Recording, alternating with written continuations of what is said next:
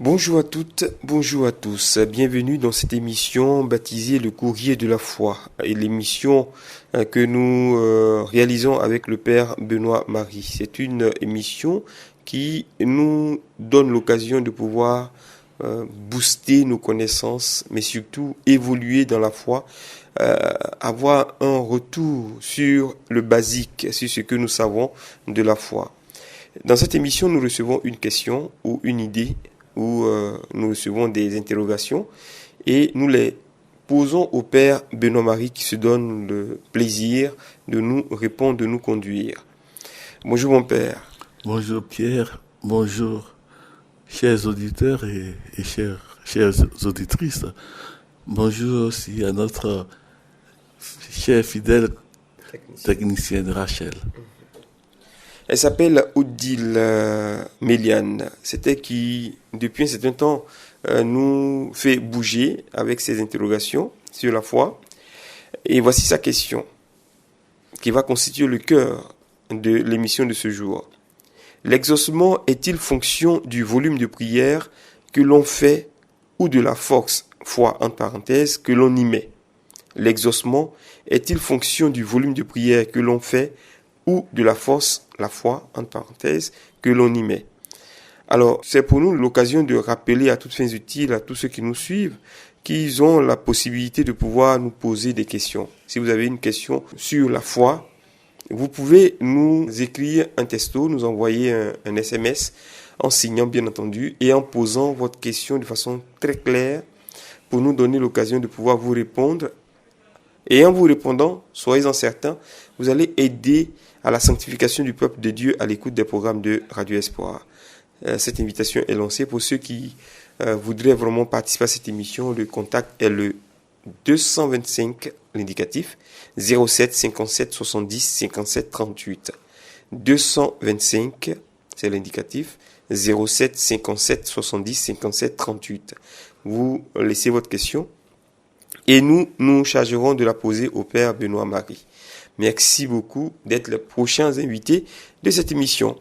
Alors, mon Père, la question, l'exaucement est-il fonction du volume des prières que l'on fait ou de la force, la foi, que l'on y met? Volume de prière, force de la foi.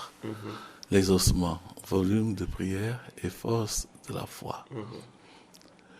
Bon, qu'est-ce que l'exaucement, on pourra dire, non? Oui, le problème, c'est ce qu'on demande. L'exaucement, c'est l'exaucement de quoi? Alors, voilà,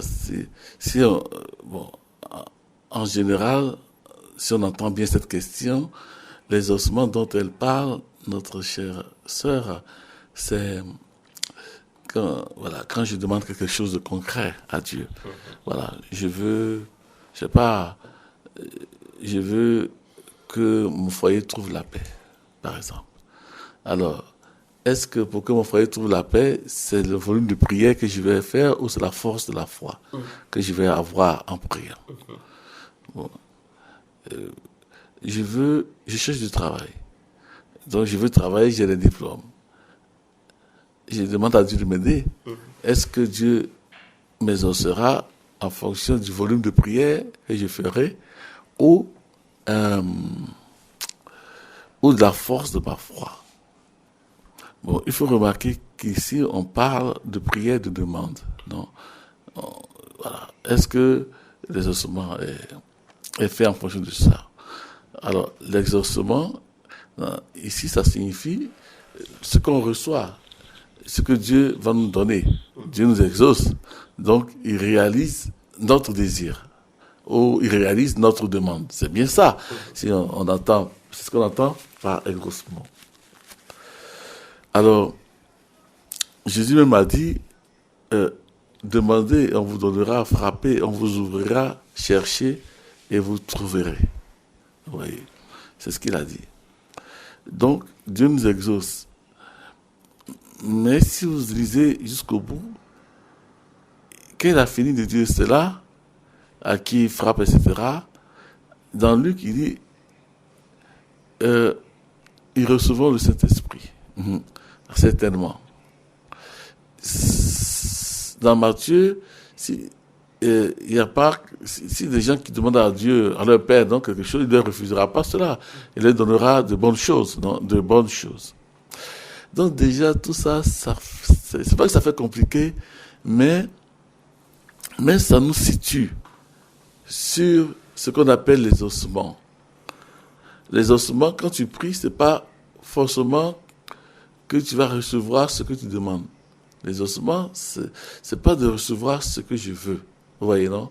Voilà. Les ossements, c'est quoi? Que Dieu fasse ce qu'il veut. Et ça, nous, on ne sait pas. Parce que tu peux demander quelque chose et ce n'est pas réalisé. Toi, tu penses que tu n'as pas été exaucé. Non, tu as été exaucé, mais selon la volonté de Dieu. Dieu ne fait que ce qu'il veut. Voilà. Dieu, tu ne peux pas l'obliger à faire quelque chose. Donc, on voit déjà que les ossements, ce n'est pas une question d'abord de quantité de prière, même pas de force de la foi. Les ossements, c'est l'abandon à Dieu. Quand tu pries, aie confiance. Comme Jésus dit, tout ce que vous demanderez à mon nom, à mon Père, vous le recevrez. Donc, les ossements, c'est ni une question de quantité de prière, disons, comme ça, de manière simple, ni même pas la force de la foi. Évidemment, si vous demandez à mon nom, vous le recevrez. Mais il dit à mon nom. Il ne parle pas seulement de la foi quand il dit en son nom. Évidemment, il y a des choses qui sont réalisées par la foi, et encore.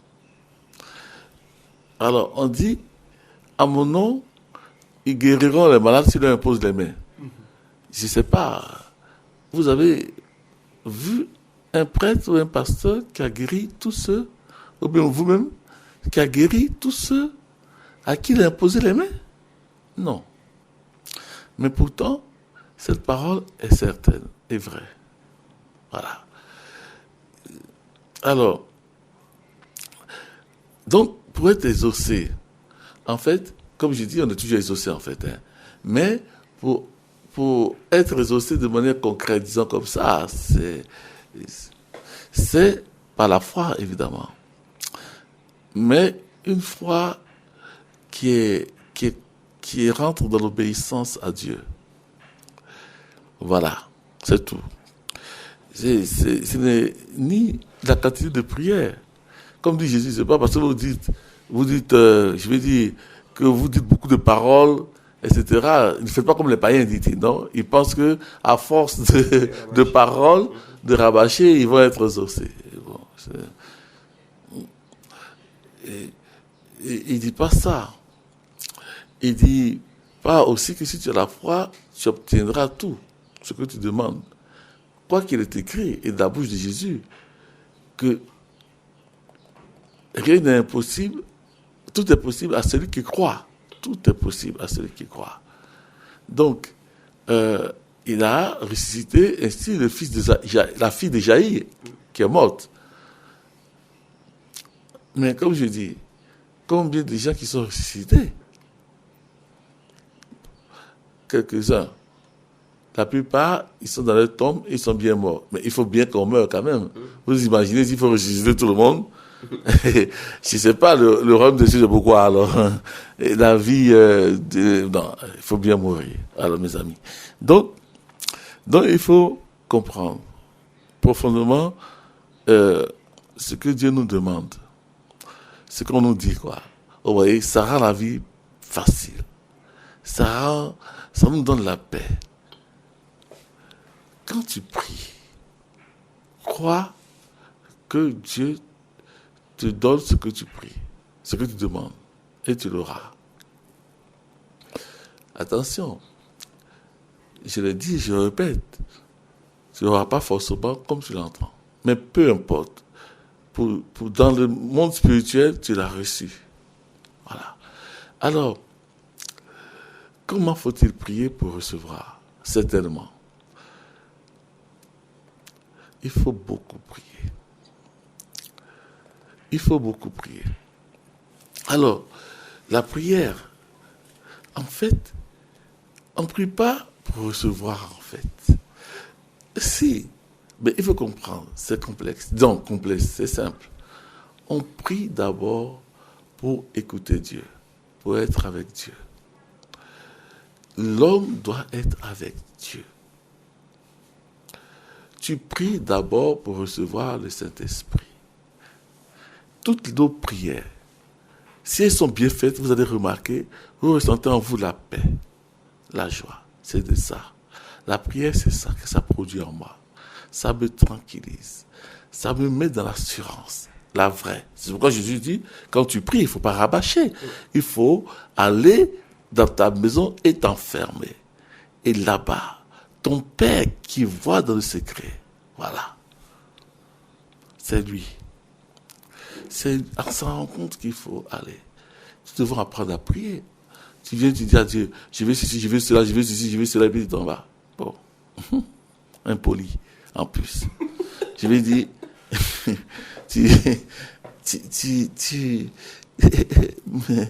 oui, Dieu, c'est quoi? C'est ton jouet. Tu as dit que c'est ton serviteur, quoi. Il te remplit les poches, peut-être tu n'as rien. Il te remplit la bouche, peut-être tu as faim, c'est ça? Et bon, non, c'est pas comme ça. Évidemment, il est comme ça. Mais quand même, il a besoin de ton cœur. Donc, la prière, c'est ouvrir son cœur à Dieu. Et ça, c'est pas dire prier sans cesse. Prier sans cesse. Priez sans cesse. Et je l'ai dit dans l'émission dernière, cherchez d'abord le royaume des cieux. Pourtant, il dit, tout ce que vous cherchez, vous trouverez. Hein. Mais, il le dit tout de suite, cherchez d'abord le royaume des cieux. Frappez d'abord à la porte de Dieu, du cœur de Dieu, que le cœur de Dieu se découvre à vous. Et tout le reste, vous-même, vous allez voir qu'il y a des choses, mais vous n'avez plus besoin de ça même. Alors, comment chercher le royaume des cieux concrètement? Non, concrètement, en fait, c'est la chose la plus simple. C'est d'abord réaliser que Jésus est mort pour ça.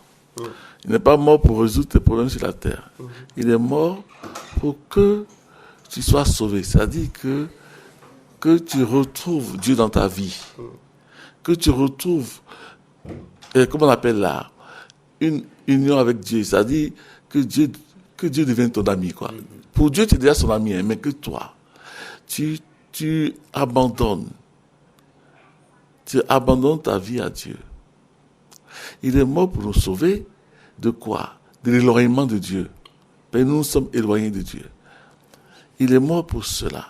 C'est-à-dire qu'il faut qu'on réalise quel est le sens de notre baptême au fond. Mais nous avons été baptisés petits, en général. Il faut que tu réalises que tu es un baptisé, que tu es un fils de Dieu, que Dieu est ton Père. Ça, ce sont des choses qu'il faut apprendre. Et commencer à te mettre devant Dieu, ton Père, quand tu pries, pour le remercier, pour le louer, pour l'adorer. Évidemment, tu as des besoins aussi. Mais c'est secondaire. La prière, c'est d'abord ça. C'est pourquoi il faut beaucoup prier. Il faut beaucoup prier. On peut dire qu'il faut prier comme des fils. Oh non, on prie comme comme des étrangers. Et puis comme des patrons en plus que voilà. On prie, pour Dieu, c'est le magasin à côté, quoi. Voilà. C'est comme des patrons. Non, il faut rentrer dans le lien filial avec Dieu. Beaucoup ne croient pas qu'ils sont vraiment fils de Dieu. C'est-à-dire, si, le baptême, s'ils vont crier, ils vont chanter, mon papa est fidèle. Mais ils ne cherchent pas la relation avec lui. Et la prière, c'est ça. C'est-à-dire que c'est même impensable qu'un chrétien ne désire pas prier ou qu'il n'ait pas le temps de prier. C'est impensable. S'il n'a pas ce goût de la prière, il n'a pas le désir de la prière, le problème, c'est cela. Le problème, c'est pas d'obtenir quoi que ce soit. Même sans la prière, même sans une vie de prière, mais tu peux obtenir des choses. Il y a des gens qui travaillent, ils ne prient même pas. Il y a des gens qui sont des païens, même des méchants, qui ont tout ce que vous voulez là, que vous cherchez partout. Et puis, j'ai une petite tic. J'ai même appris qu'il y a des femmes, pour aller pour pouvoir trouver un mari, et on fait des bains de, je ne sais plus quoi là. Bains, on va voir de, je ne sais pas qui, je ne vais pas citer de nom ici, mais bain de mariage, je veux dire. Je sais plus quoi. On vous lave, des choses comme ça. Bon. Mais toutes ces jeunes filles qui sont mariées là, c'est vrai qu'on les font. Tous ceux qui sont mariés, nos parents, ils ne connaissaient pas bien, ils sont tous mariés. Ils ont eu des enfants. Bon. Beaucoup n'ont pas été mariés non plus. Bon. Mais on ne peut pas forcer la main de Dieu. On va se laisser prendre par le diable sans s'en rendre compte, par la convoitise de ce monde. On veut forcément un mari. Il y a quelqu'un qui m'a dit un jour, un marié, un homme vraiment de Dieu. J'étais très surpris. Il m'a dit, mais, je lui ai posé la question, mais comment vous allez, votre couple, comment ça va le mariage, ça vous convient, etc. Il m'a regardé la rit. Et il me dit ceci, que tous ceux qui sont dedans veulent sortir, et tous ceux qui sont dehors veulent rentrer. Alors j'ai ri. C'est une caricature, bien sûr. C'est pas que les gens n'aiment pas les femmes, mais il faut pas rêver. Il y a des gens, ils ont envie de se marier, mais ils savent pas qu'ils sont incapables de vivre dans un couple. Vous voyez, non? Mais ils savent pas. Ils vont demander à Dieu. Dieu va pas, non, ils vont pas trouver. Parce que tu es incapable. Tu vas rentrer dans un couple, tu vas te détruire là-bas. La preuve. Dieu sait ça. Dieu sait ça. Dieu sait ça. Dieu sait. Je dis, il faut mettre la théorie définitive, vraie, que Dieu est bon. C'est-à-dire, il te connaît parfaitement. Qu'il ne peut pas te refuser quelque chose qui est bon pour toi. C'est impossible. En tout cas, qu'il va œuvrer pour ton salut. Mais Dieu, ce qui est bien pour moi, c'est ce qui œuvre à mon salut. Il n'y a pas un bien absolu sur la terre. Si je dois être riche et perdre mon âme, j'ai beau prier, dans la bonté de Dieu, il ne va pas me donner. Mais maintenant, si moi je vais voler, je deviens riche, je vais perdre mon âme dans la richesse. C'est tout. Parce qu'on peut obtenir la richesse aussi autrement que par Dieu. Voilà. Donc, vous voyez, la prière nous permet de toucher le cœur de Dieu, d'entrer comme dans la connaissance de Dieu. Vous voyez, c'est pourquoi il faut beaucoup prier. Et dans cette connaissance-là, même tu n'as même pas besoin de demander, ça est là. Jésus dit, mais votre Père, il sait de quoi vous avez besoin avant même que vous ouvriez la bouche. Mais vous voyez, mais Dieu aime quelque chose, que tu lui parles de tous tes problèmes. C'est-à-dire, tu lui causes quoi. Mais c'est un ami. Mais causer à Dieu de ses problèmes, ce n'est pas rester là, être fixé sur un besoin humain, aussi légitime qu'il soit. Aussi nécessaire même qu'il soit. Mais pensez-y, la santé c'est quand même nécessaire, hein? Mais tout ça, Dieu peut te l'enlever. C'est le diable qui procède en cela. Et bien nous-mêmes, quand tu fumes des cigarettes et que tu as le cancer, mais Dieu ne te punit pas. Mais si tu offres ton cœur à lui dans la prière, ce cancer, peut-être qu'il va te conduire à la mort, mais il va sûrement te préparer à rentrer dans la résurrection. Et Dieu va préférer te laisser ce cancer. Vous voyez, Dieu, ses plans ne sont pas nos plans. Lui, ses plans sont des plans de salut. Jésus est mort pour le salut. Voilà, c'est tout. Donc les ossements, ce n'est pas lié à la quantité de prière. Voilà. Les ossements, c'est lié au bon plaisir de Dieu. Mais nous avons notre part aussi, évidemment.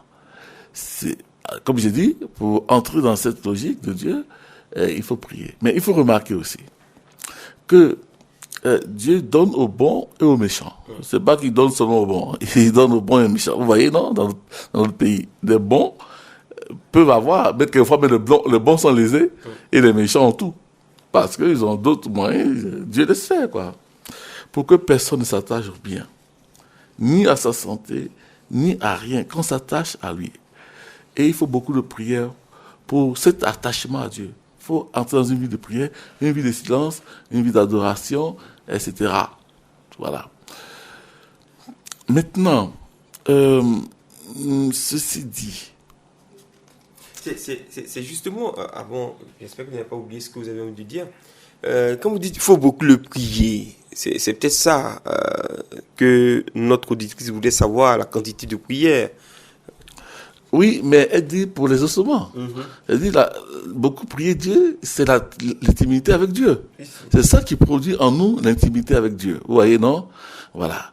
Maintenant, dans l'intimité avec Dieu, on a des amis. Donc, je peux frapper à la porte. Tout à fait.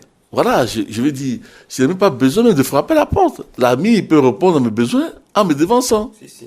Vous voyez? Quelquefois, vous pensez à quelque chose, ça y est là. Ouais. Oui, c'est comme ça. Vous êtes même étonné, mais j'ai pas demandé. C'est l'amitié, c'est comme ça. On vous dévance. Donc, je ne sais pas si on voit la nuance, non? Voilà. Donc, le but de prier beaucoup, c'est pas pour obtenir quelque chose. Disons, un exaucement humain, j'entends. Mais si vous voulez, c'est pour obtenir l'alliance avec Dieu. Prier, il faut avoir soif de Dieu. Il faut désirer Dieu, mais à tout moment. Prier en tout temps. C'est ça. C'est ça, prier beaucoup. Et prier beaucoup et profondément. C'est-à-dire, vraiment, le désir de mon cœur, qui est Dieu. Maintenant, parce que, quelquefois, nous avons des idoles. C'est-à-dire, je désire tellement quelque chose parce que je suis attaché à cela. De manière idolâtrique. Vous comprenez? Si. Ou bien, je veux mon indépendance à tout prix. Vous voyez, comme pour vous venger ou ceci. Ça, ce sont des prières qui ne plaisent pas à Dieu. Mal orientées. Voilà. Avec de mauvaises intentions. Même cachées, hein, souvent. Alors, maintenant, ceci dit, la foi, bien sûr, est liée à la prière que nous faisons. Et puis nous prions, plus notre foi aussi grandit. Bon, quand je dis prière, il y a aussi les méditations, il y a la lecture de la parole de Dieu. C'est tout un ensemble. Hein. Mais l'homme doit se consacrer à Dieu, en fait. Et Dieu le bénira par l'Esprit Saint, en donnant la connaissance de Dieu, l'intimité de Dieu, etc. Maintenant, il y a aussi autre chose. Il y a aussi le fait de prier beaucoup qui peut te permettre d'obtenir certaines choses. Oui. Alors, excusez-moi, j'ajoute une chose. Dans la prière, j'entends aussi le jeûne. Il peut arriver, mais en priant, Dieu, s'il veut que tu jeûnes, tu jeûneras. Voilà. Mais il y a des gens qui programment des jeûnes et tout ça. Bien sûr, on peut aussi le programmer. Mais laissons ça aujourd'hui. Il faut aussi beaucoup prier. Mais en cela, pour obtenir quelque chose, j'entends. En cela, je parlerai de la prière du rosaire. Oui. Alors, la prière du rosaire est une prière très spéciale. Très spéciale. Cette prière est la prière des pauvres, on pourrait dire. Parce qu'on ne sait pas prier. Mais il y a quelqu'un qui prie pour nous. C'est la Vierge. C'est tout ce que j'ai dit là, on ne sait pas faire. Mais en priant le rosaire, qui fait ça pour moi? La Vierge. Et plus je prie, je suis avec elle, comme la maman. Et donc, elle va m'enseigner la prière. Mais il y a une chose aussi. Quand tu pries beaucoup le rosaire, tu peux obtenir des grâces que toi-même, dans ta propre prière, ne peux pas obtenir. Je me rappelle, il a rendu son témoignage officiellement, dont je peux le citer, Richard Bogman. Vous connaissez ce pasteur pentecôtiste qui est en Côte d'Ivoire ici, qui a fondé l'église pentecôtiste et il a vécu 20 ans ici en Côte d'Ivoire, non? Et donc, il a découvert l'église catholique. Il dit que ce n'est pas un catholique qui l'a rendu catholique. Hein. Il dit qu'il il priait et puis le Seigneur lui a apparu. Sur la croix, il demandait quelque chose à Dieu. Et puis, Dieu a répondu à sa requête, disant Jésus était sur la croix. Et Jésus l'a révélé la cause de ses difficultés qu'il avait. Il était très coléreux à la maison et tout ça. Et puis, dans un deuxième temps, de manière inattendue, Jésus lui demande pourquoi méprises-tu ma mère? Et il dit, ce jour-là, des écailles lui sont tombés dans les yeux. Donc, il a redécouvert la Vierge et il a redécouvert l'Église catholique. Il dit, mais c'est comme des écailles, toute une partie de ses frères chrétiens, il les ignorait. Donc, il est devenu catholique, il s'est fait confirmer tout ça. Et quand il s'est fait confirmer, sa femme était évangélique, ses enfants, ses amis, donc tous se moquaient de lui, il est devenu catholique. Et pendant 6 mois, il a prié des rosaires et des rosaires.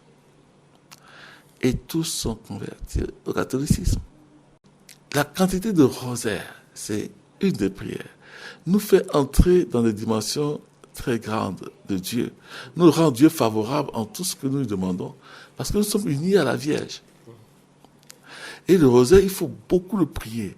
Avec ça, justement, c'est ça qui est extraordinaire. Avec le rosaire, c'est une grâce que Dieu a donnée, une grâce de pas surcroît, quoi. Avec le rosaire, on peut résoudre tous nos problèmes.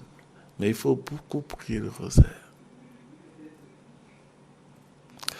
Et en le priant, le rosaire même t'ouvre le ciel, c'est-à-dire te met, comment on peut dire, t'ouvre le cœur à Dieu, c'est-à-dire au Saint-Esprit. Mais partout où Marie est, le Saint-Esprit se manifeste.